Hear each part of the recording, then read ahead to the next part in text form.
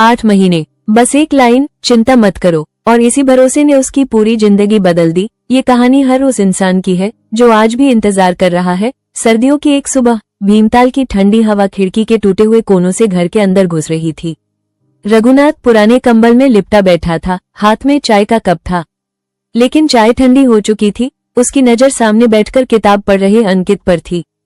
कितना पढ़ लेता है ये लड़का, उसने मन ही मन सोचा।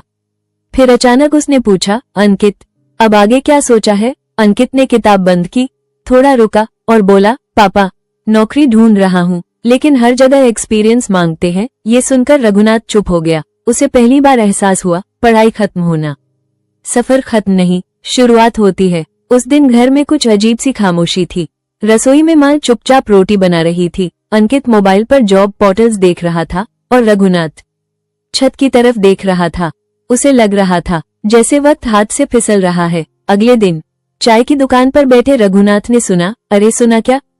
शहर वाले बड़े साहब विनोद मेहरा माली ढूंढ रहे हैं। रघुनाथ का दिल तेज धड़कने लगा। अगर मैं वहां काम कर लूं तो शायद। अंकित के लिए उसने उसी वक्त फैसला कर लिया। विनोद मेहरा का घर जैसे किसी फिल्म का सेट, बड़ा गेट, कैमरे, सिक्योरिटी। रघुनाथ के कदम खुद ब खुद धीमे हो गए। क्या मैं सही जगह आ गया हूँ? उसने खुद से पूछा। लेकिन फिर अंकित का चेहरा याद आया और उसने दरवाजा खटखटा दिया। पहले दिन ही रघुनाथ ने अपनी पूरी जान लगा दी। सूखे पत्ते हटाए, फूलों को पानी दिया, घास बराबर की। शाम तक बगीचा बदल चुका था। विनोद बाहर आया, चारों तरफ देखा और बोला, ठीक काम करते हो, कल से आ जाना। रघुनाथ के चेहरे पर हल्की मुस्कान आई, लेकिन उसके दिल में कुछ और चल रहा था। शाम को जाते जाते रघुनाथ रुका।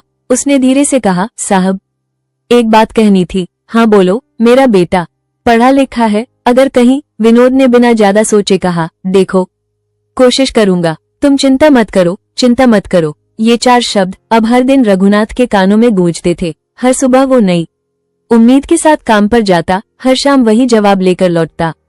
धीरे धीरे उम्मीद आदत बन गई, आदत भरोसा, भरोसा निर्भरता। दूसरी तरफ अंकित हर दिन इंटरव्यू देता, कभी रिजेक्ट, कभी हम आपको बताएंगे, कभी सैलरी इतनी कम कि सुनकर ही मन टूट जाए। एक दिन वो थक कर घर आया और बोला, पापा, शायद मुझे छोटी नौकरी से शुरुआत करनी पड़े। रघुनाथ ने तुरंत कहा, नहीं, जब बड़ा मौका सामने है तो छोटे पर क्यों समझौता किया? यही वो पल था जहां से गिरावट शुरू हुई। दिन, हफ्ते, महीने। अब रघुनाथ खुद भी डरने लगा था, लेकिन हर बार विनोद की एक लाइन उसे रोक देती, तुम चिंता मत करो। एक दिन अंकित ने कहा, पापा, मैं खुद कुछ कर लूंगा, किसी पर डिपेंड रहना ठीक नहीं। लेकिन रघुनाथ ने उसकी बात नहीं मानी, क्योंकि अब वो उम्मीद का आदी हो चुका था। 8 महीने बाद फोन आया, आपका इंटरव्यू है। घर में खुशी का माहौल। रघुनाथ की आंखों में आंसू थे। देखा, मैंने कहा था ना, इंटरव्यू शानदार गया। अंकित कॉन्फिडेंट था, उसे लगा अब जिंदगी बदलने वाली है। लेकिन कोई जवाब नहीं आया। दिन बीतते गए, फोन खामोश, ईमेल खाली। और फिर एक शाम रघुनाथ ने वो सुना जो उसे कभी नहीं सुनना चाहिए था। मंत्री के रिश्तेदार को रखना पड़ा, रिजल्ट बदलना पड़ा। उस रात कोई रोया नहीं, बस खामोशी थी। फिर अंकित ने कहा, पापा, अब मैं इंतजार नहीं करूंगा, अब मैं खुद अपना रास्ता बनाऊंगा। दुनिया में 2 तरह के लोग होते हैं, एक जो इंतजार करते हैं, दूसरे जो मौके छीन लेते हैं।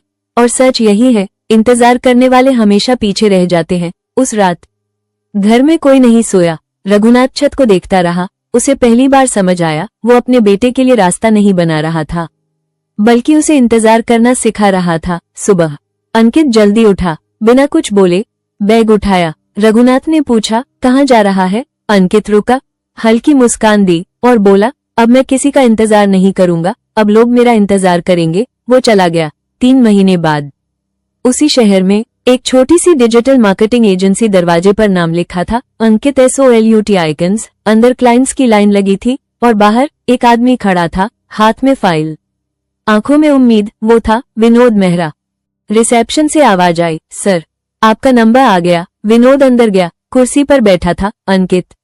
दोनों की आंखें मिली, कुछ सेकंड की खामोशी। फिर अंकित मुस्कुराया और बोला, चिंता मत कीजिए, कोशिश करूंगा। कहानी अच्छी लगी हो तो चैनल को सब्सक्राइब जरूर करें और साथ ही एक लाइक, एक शेयर और एक कमेंट भी जरूर करें।